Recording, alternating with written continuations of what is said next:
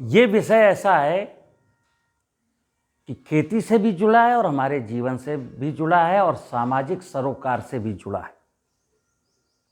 वो है क्या कि हमको जो दिखता है, खेती को, जीवन को कहाँ देखना है? जो दिखता है। क्या दिखता है हमको? हम यहाँ हैं बीच में मनुष्य,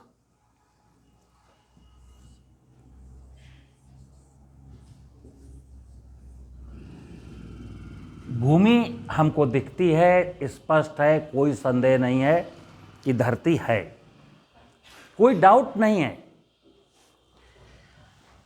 धरती में पानी,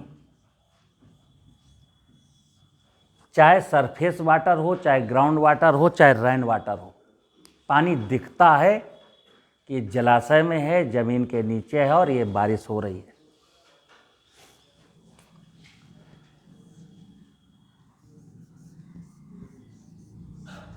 वायु, हवा दिखती नहीं है, लेकिन हवा जब वायु शब्द है तो प्राण वायु है, जो दिन में 21,000 बार हम लेते हैं, उसी से जीवन चलता है। दिखती नहीं है, लेकिन पता है कि वायु का मतलब वृक्ष है, राइट? दिखती नहीं है।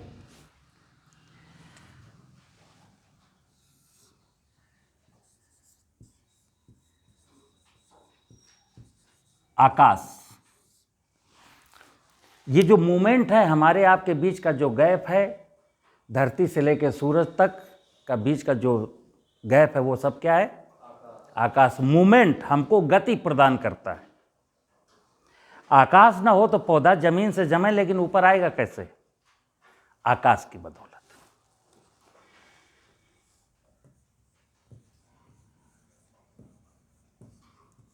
सूर्य, दिन और रात का किस्सा है, बगैर सूरज के कुछ है नहीं। एनर्जी का पूरा स्रोत सूरज है। कोयला भी सूरज की महिमा से ही बनता है, पेट्रोलियम पदार्थ भी सूरज की महिमा से बनते हैं, और जलाऊ लकड़ी भी सूरज की अनुकंपा के बिना मिल नहीं सकती। इनको कहते हैं भगवान। भूमि, गगन, वायु, अग्नि और नील।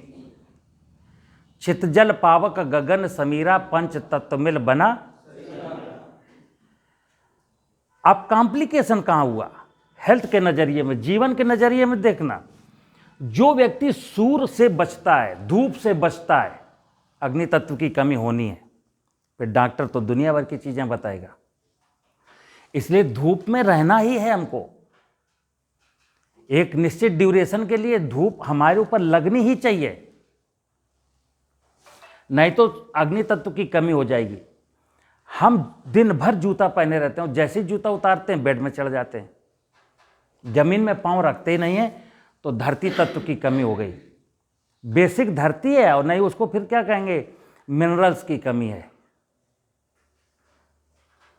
मेटल्स की कमी है, धातुओं की कमी है। धातुएं और मिनरल्स कहाँ हैं? जमीन में। बेस छोड़ दिया और फिर हम उस बेवकूफी में फंसे हैं, कैल्शियम की कमी है। अरे जमीन पर आओ ना, अभी कैल्शियम की कमी पूरी होती है।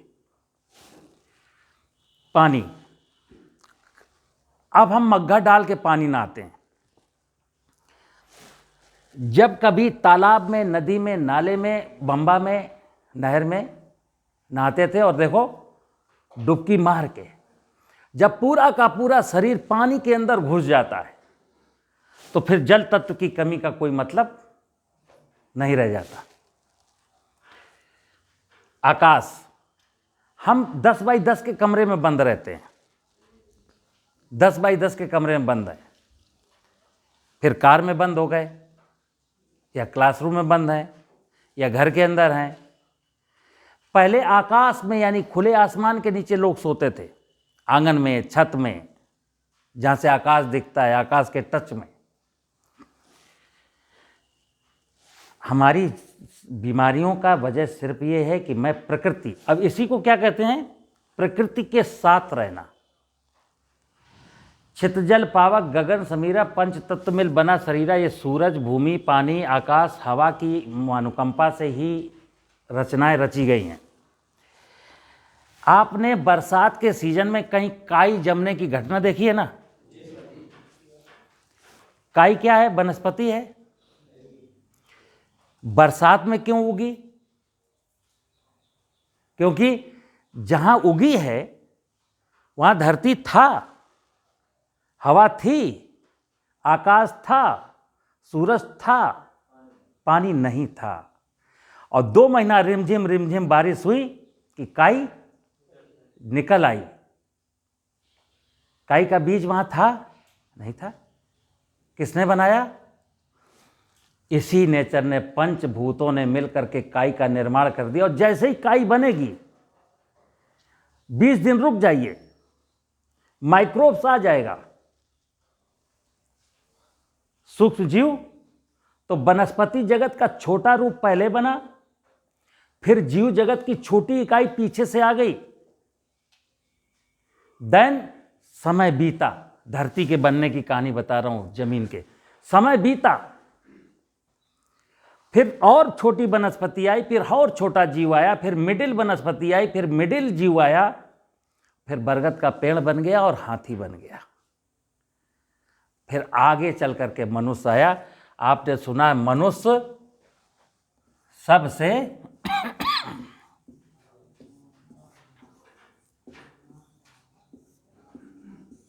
इस धरती पर मनुष्य सबसे बाद में आया। और वेदों में कहा गया है कि मनुष्य परमात्मा की सबसे सुंदर और अंतिम रचना है।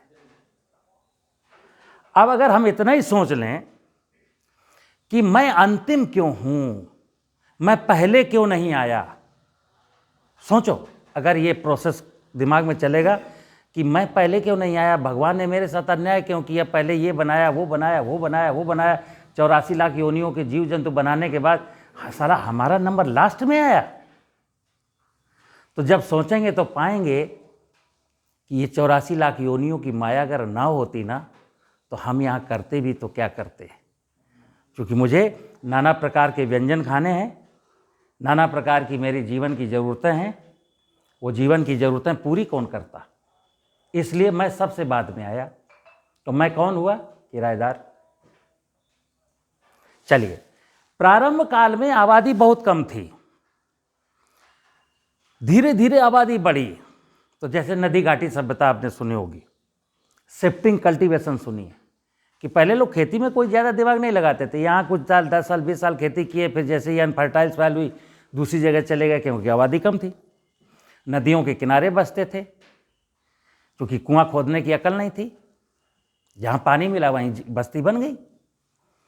जैसे जैसे आबादी बढ़ी, फिर आदमी ने कुछ क्रिएट करना शुरू किया, टेक्नोक्रेट बने, जिसने हल बनाना, हल जोतना, फसल बोना, फसलों का सिलेक्शन करना। इसी 84 लाख योनियों में कौन सी चीज़ मेरे खाने योग्य है, कौन सी खाने योग्य, उसका सिलेक्शन मनुष्य ने किया और क्रॉपिंग होने लगी। हजारों साल तक, लाखों करोड़ों साल तक खेती यूं ही चलती रही। ना कोई केमिकल था, ना कोई ट्रैक्टर था, ना कुछ भी नहीं था। आबादी जब और बढ़ी और मनुष्य की जरूरतें और बढ़ी, तब फिर क्या हुआ कि तब मनुष्य ने इन प्रकृति की इकाइयों का अध्ययन नहीं किया। दूसरा, इसके साथ साथ भूमि में रहने वाले थलचर, पानी में रहने वाले जलचर और पेड़ में रहने वाले नभचर, इनकी परवाह किए बिना खेती में ज़्यादा मुनाफा कैसे मिले। तो फिर हमने एक फोर्स क्रिएट किया। फोर्स, जैसे ज़मीन की सामर्थ्य कम हो गई, वो गेहूं का 40 कुंटल उत्पादन नहीं दे सकती है। अगर चना बोएंगे तो आपको 12 कुंटल मिल सकता है। लेकिन मनुष्य ने कहा नहीं, हम गेहूं बोएंगे और 50 कुंटल पैदा करेंगे। जमीन की सामर्थ्य 20 कुंटल से ज़्यादा गेहूं देने की है नहीं। तो क्या किया वैज्ञानिकों ने? नहीं, गेहूं के वेजिटेटिव ग्रोथ के लिए कुछ नाइट्रोजन की जरूरत है, इसलिए नाइट्रोजन देनी पड़ेगी। तो यूरिया आ गई।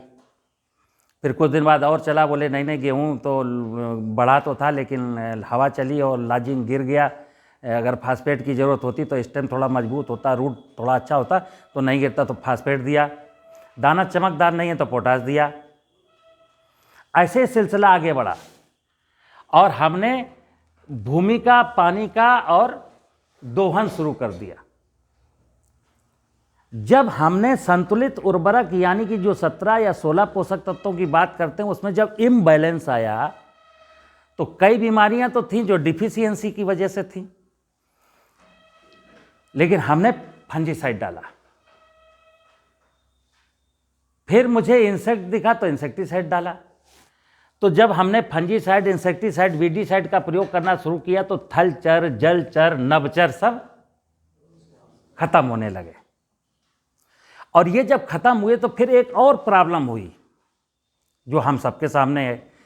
तितली नहीं, मेंढक नहीं, केंचुआ नहीं, मधुमक्खी नहीं, चिड़िया नहीं, नाना प्रकार की और वनस्पतियां नहीं, नाना प्रकार के और जीव जंतु, सांप बिच्छू सब मरते चले जा रहे हैं, खरगोश कुछ नहीं। अब जब प्राकृतिक खेती की बात करते हैं, आईपीएम की बात करते हैं, इंटीग्रेटेड पेस्ट मैनेजमेंट या प्राकृतिक खेती, तो वर्तमान में पहले हम प्राकृतिक 70 साल पहले प्राकृतिक खेती होती थी। आज़ादी के पहले क्या था? प्राकृतिक खेती। और प्राकृतिक खेती का एक सूत्र बता दूं, अपने दिमाग में नोट करना। प्रकृति की व्यवस्था के अनुरूप, जिस गांव में, जिस क्षेत्र में मैं रहता हूं, वहां प्रकृति की क्या व्यवस्था है, उस व्यवस्था के अनुरूप फसलों का चयन करना, या तो ये प्राकृतिक खेती सिंपल, तब हमको ना यूरिया की जरूरत पड़ेगी ना पेस्टिसाइड की जरूरत पड़ेगी, क्योंकि according to climate, according to soil fertility, according to water availability मैंने क्रॉप सेलेक्ट की है, तो हमको किसी चीज़ की ज़रूरत नहीं पड़ेगी और हमको एक अपने जीवन यापन के लिए खाद्यान्न मिल जाएगा। लेकिन हमने कहा नहीं साहब, इससे काम नहीं चलेगा, मुझको कुछ ज़्यादा चाहिए। मतलब हम क्लाइमेट के अकॉर्डिंग नहीं खेती करना चाहते, हमें तो गन्ना की खेती करनी है। क्लाइमेट गन्ने के लिए सूटेबल नहीं है, ना उतना वाटर है, ना सॉइल फर्टिलिटी लेवल उतना है कि गन्ना ग्रो हो सके, लेकिन मुझे गन्ना करना है, तो क्या होगा? अप्राकृतिक। तो प्रकृति की व्यवस्था के अनुरूप खेती करना प्राकृतिक खेती, और अगर कुछ ज़्यादा ज़रूरत है, चाहत मेरी कुछ ज़्यादा है, तो पहले प्रकृति की व्यवस्था को मजबूत करिए, प्रकृति की व्यवस्था को संपन्नशाली बनाइए, गन्ने लायक कर दीजिए, आलू लायक, गेहूं लायक, धान लायक बना दीजिए, फिर आलू, धान, गन्ने की खेती करिए, वो भी प्राकृतिक खेती।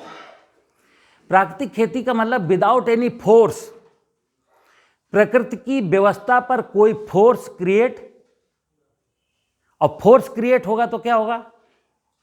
सब बदल जाएगा। जैसे एक बैल है जिसकी उम्र ज़्यादा हो गई है, वो केवल 2 बीघा खेत जोत सकता है, और किसान उसको डंडा मार मार के 3 बीघा जुताना चाहता है, तो क्या हुआ? अप्राकृतिक हो गया। अप्राकृतिक हुआ ना।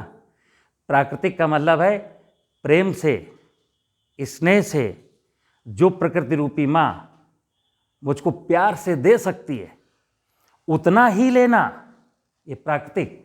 और अगर कुछ ज़्यादा चाहिए तो फिर प्रकृति की पूजा करेंगे।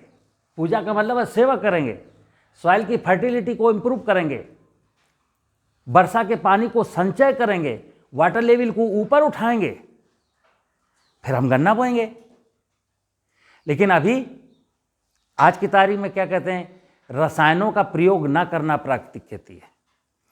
ग्राउंड वाटर लेवल हमारा 150 फुट 200 फुट चला गया, लेकिन नहीं, गहरी बोरिंग, डीप बोरिंग करके पानी निकाल के सिंचाई करने को भी हम प्राकृतिक खेती में जोड़ लेते हैं। प्रकृति की व्यवस्था के खिलाफ जैसे ही मैं एक कदम उठाता हूं, वो खेती अप्राकृतिक हो जाती है।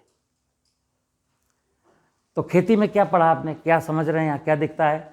खेती में हमको पेड़ों में नभचर दिखने चाहिए, नाना प्रकार के वर्ड्स हमको दिखने चाहिए।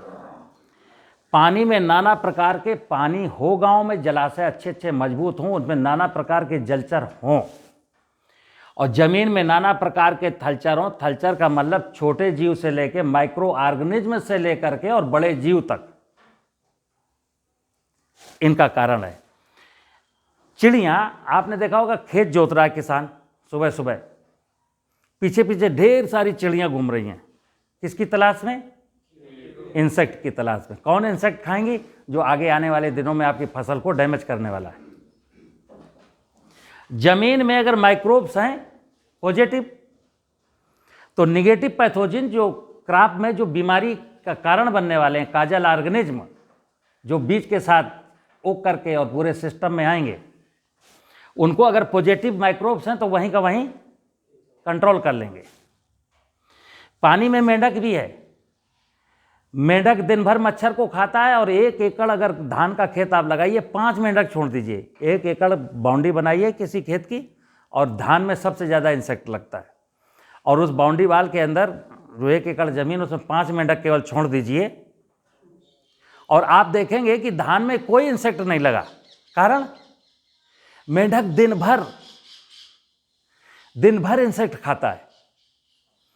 तो प्रकृति की व्यवस्था में वो व्यवस्था है, वो टेक्निक है कि वो ऑटोमेटिक सारा कुछ नियंत्रण में कर लेती है। जैसे उदाहरण बताया आपका जंगल,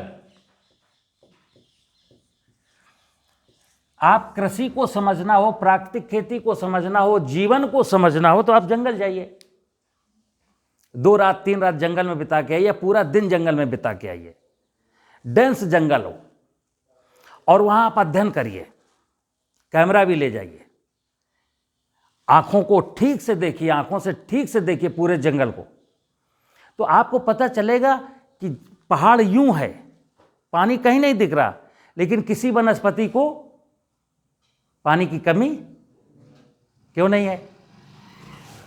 ये जो सॉइल में जब ऑर्गेनिक कार्बन की बात करते हैं, आपको मालूम है कार्बन अपने से 3 गुना ज़्यादा पानी एब्जॉर्ब कर लेता है। जिस सॉइल में वाटर होल्डिंग कैपेसिटी, मतलब पानी को रोक लेने की सामर्थ्य घट गई है, किसकी वजह से? कार्बन की कमी से। और अभी क्या, जैसे पहले आप लोग पढ़ते थे, हमारी टेक्स्ट बुकों में क्या कहा जाता, गेहूं के लिए कितने पानी रिकमेंडेड थे? 5, नहीं, हम पढ़ के आए हैं 5। जब हमको 5 पढ़ाया गया तब किसान पानी लगाता था 3, और आज हमारी टेक्स्ट बुक में कहा गया है पानी की रिकमेंडेशन 6। अब किसान पानी लगाता है 7। क्यों? हम वैज्ञानिक होने के नाते हमको नहीं देखना चाहिए कि यार ये क्या हो रहा है, व्हाट इज दिस। पहले जब हम 5 पानी रिकमेंड करते थे तो किसान 3 पानी में गेहूं कर लेता था, आज मैं 6 पानी रिकमेंड कर रहा हूं, किसान को 7 पानी लगाना पड़ रहा। क्यों? सीधा सीधा गणित है कि सॉइल में ऑर्गेनिक कार्बन इतना लेस होता जा रहा है कि पानी को रोकने की सामर्थ्य, पानी हम लगाते हैं, कुछ रूट ले लेती है, कुछ इवेपोरेट हो जाता है, कुछ नीचे लीच हो जाता है। लेकिन अगर वहां कार्बन कंटेंट बढ़ेगा तो जंगल में क्या है? कार्बन कंटेंट है। पानी दिखता नहीं है, बट किसी क्रॉप को पानी की कमी नहीं है। नंबर 1। नंबर 2, अगर पानी की कमी हो भी जाती है, ऑर्गेनिक कार्बन मान लो अगर ठीक है, तो क्या होता है? ओस्मोसिस, आप सुने होंगे ओस्मोसिस।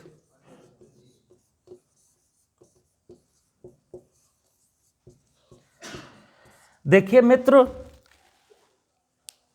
इस नेचर में, ह्यूमिडिटी में, ये क्लाइमेट में, हमारे एटमॉस्फेयर में, जब जून के महीने में ह्यूमिडिटी बहुत कम होती है, मतलब रिकॉर्ड जब 12% ह्यूमिडिटी आ जाती है, और 12% ह्यूमिडिटी बहुत कम होती है, तो एटमॉस्फेयर की ह्यूमिडिटी कितनी है? 12%। और सॉइल की ह्यूमिडिटी में, अगर सॉइल में हमारी 8% ह्यूमिडिटी है तो पौधा कभी मरता नहीं है। अब अगर सॉइल में 8% से नीचे जैसे ही मॉइस्चर जाता है तो क्या होता है? अगर कार्बन है तो ये ओस्मोसिस प्रोसेस से प्रेसिपिटेशन तो दिन रात चलता है ना। अगर आप चारकोल लाइए, 1 किलो चारकोल लाइए, उसको ओवन में ड्राई कर दीजिए, और ओवन में ड्राई करने के बाद 1 दिन भर के लिए रख दीजिए। 1 किलो था, ड्राई करने के बाद 1 किलो था, और एक दिन भर रखने के बाद अगले दिन उसका वेट करिए तो 100 किलो मिलेगा। क्यों? क्योंकि जो 30-40% एटमॉस्फेयर में नमी है ना, ओस्मोसिस प्रोसेस से वहां चली गई। हमारे बहुत सारे प्राचीन कृषि संस्कृति में यज्ञ करते थे। यज्ञ करने से भी सॉइल में मॉइस्चर बढ़ जाता है। क्योंकि अभी तो हम लोगों को यज्ञ के बारे में क्या बताया गया, बीच का एक सफ़र था 20 साल 30 साल पहले, लोगों ने यज्ञ का मजाक उड़ाया, क्या कि घी और लोगों को खाने को नहीं मिल रहा है और ये देखिए आग में जला रहे हैं और कार्बन कितना निकल रहा है, धुआं फैल रहा है। लेकिन हकीकत क्या है, यज्ञ करने के बाद अगर जलती हुई अग्नि में हम गुड़ और घी और चावल अक्षत की आहुति डालते हैं तो 3 गैस फार्म होती हैं, इथिलीन ऑक्साइड, प्रोपेलिन ऑक्साइड और फॉर्मल्डिहाइड। यज्ञ करके हम अपनी फसलों में बीमारियों को भगा देते हैं। क्योंकि फॉर्मल्डिहाइड जो है ना, आप जानते हैं जब हमारा ऑपरेशन थिएटर में जब किसी का ऑपरेशन होता है तो फॉर्मल्डिहाइड गैस स्प्रे की जाती है ताकि वो जीवाणु रहित हो जाए वो पूरा हाल हमारा। और इथिलीन ऑक्साइड, प्रोपेलिन ऑक्साइड एक क्रिया और करती है, एटमॉस्फेयर की जो ह्यूमिडिटी है उसको सॉइल में प्रेसिपिटेट कराने में मदद करती है। दूसरा, ये यज्ञ की तीनों गैसें हैं जो एटमॉस्फेयर में जो CO2 है, हालांकि कम है, 1% 1.5% है, लेकिन उससे क्रिया करके CO2 को ब्रेक करके O2 सेपरेट कर देते हैं और C मॉलिक्यूल जमीन में आ जाता है। सिंपल गणित है। अगर आप यज्ञ करेंगे ना तो आपके खेत में समथिंग कार्बन गिर जाएगा, क्योंकि ऑक्सीजन के साथ जब CO2 है तो क्लब है, और फिर C जब अलग बचता है तो वो फिर उसका कोई स्थान नहीं है, फिर वो ज़मीन में उसको आना है। तो एटमॉस्फेयर में ऑक्सीजन की मात्रा बढ़ जाती है और ज़मीन में कार्बन की मात्रा बढ़ जाती है। इतना सा गणित है मित्र। अब अगर मैं भूमि की बात करूं तो एग्रीकल्चर के नज़रिए से हमें यही देखना है कि भूमि में ऑर्गेनिक कार्बन कितना है। अकॉर्डिंग टू ऑर्गेनिक कार्बन मैं क्रॉप का चयन करूंगा। अगर ऑर्गेनिक कार्बन कम है तो फिर मैं मसूर बोऊंगा, खरीफ में तिल बोऊंगा। अगर मुझे खरीफ में धान बोना है और रबी में गेहूं लेना है तो फिर ऑर्गेनिक कार्बन को बढ़ाने का विचार मेरे मन में होना चाहिए। अगर हमारे क्षेत्र में वाटर लेवल बहुत नीचे चला गया है, 150 फुट के नीचे चला गया, तो फिर मेरी ड्यूटी है मैं धान, गेहूं, गन्ना, आलू से परहेज करूंगा। ऐसी क्रॉप लूंगा जिसमें पानी की जरूरत कम से कम हो। दूसरा, बायोडाइवर्सिटी को कैसे मेंटेन करना है। चिड़िया भी बनी रहे, दीमक भी बनी रहे, केंचुआ भी बना रहे, मधुमक्खी भी हो, तितली भी हो। क्यों? हम जानते हैं हमारे क्रॉपिंग सिस्टम में बहुत सारी क्रॉप ऐसी लेते हैं जिसमें क्रॉस पॉलिनेशन होता है। कई बार हमारे किसान कहते हैं साहब इस बार फसल मेरी बहुत अच्छी थी लेकिन बाद में पता नहीं क्या हुआ, दाने बहुत कम पड़े। अब इतना बड़ा देश है, इतने बड़े वैज्ञानिक हैं, हम सब लोग हैं। किसान कह रहा है कि दाने कम पड़े तो हमारा क्या दिमाग जाना चाहिए कि दाने कैसे पड़ेंगे? जितने फ्लावर्स में पॉलिनेशन हो गया उसमें दाना पड़ेगा, जितने फ्लावर्स पॉलिनेशन से रह गए उसमें दाना कहाँ से पड़ेगा? तो पॉलिनेशन के लिए कौन जिम्मेदार है? तो हम पढ़ते आए हैं तितली और मधुमक्खी। तो हमारे क्लाइमेट में, एटमॉस्फेयर में तितली और मधुमक्खी नहीं है और मैं क्रॉस पॉलिनेटेड क्रॉप बोता हूँ, तो यील्ड कैसे मिलेगी? इन विषयों के साथ आपको अगर ये इतनी बात हम दिलो दिमाग में बिठाते हैं कि यस राइट। अब देखिए, आप कह रहे थे ना आध्यात्म की बात। ये 5 देवता हैं, सूर्य देवता, भूमि देवता, जल देवता, वायु देवता, आकाश देवता।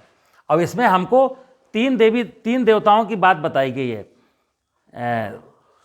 ब्रह्मा, विष्णु, महेश।